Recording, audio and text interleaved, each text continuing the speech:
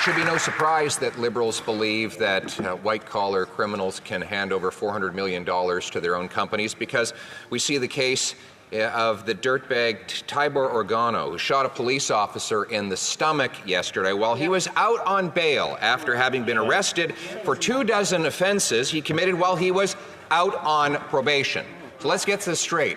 He's out on probation for many crimes. He gets arrested for violating probation, so he gets released on bail and shoots a police officer.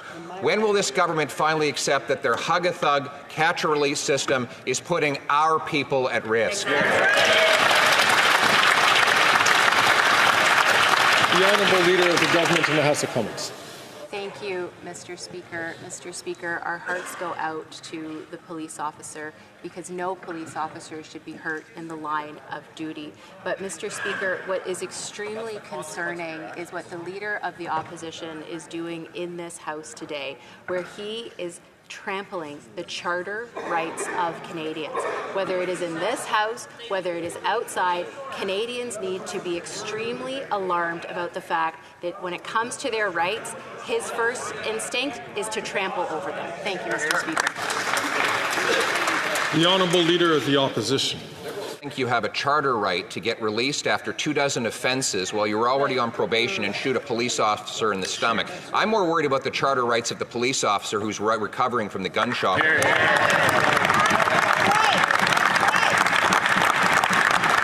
the police officer said. This is what the police officer said. Almost everyone we arrest is out on bail. No one stays in jail where they belong. The city and the feds just don't care. It just doesn't bother them. It doesn't matter how many die and if a cop gets shot. That's right. What's wrong with you people?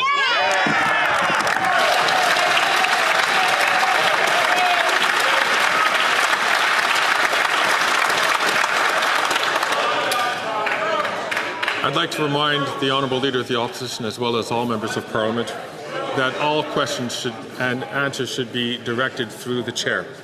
The Honourable Minister of Justice and Attorney General.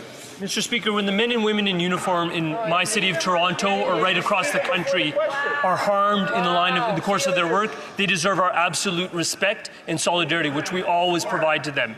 In terms of decisions that are made about bail, these are important considerations. They're considerations where we've made amendments to the bail regime. What happens after amendments are made at the federal parliament is that the ball turns over to the provinces. We need to ask genuine questions about who's making decisions about granting or denying bail.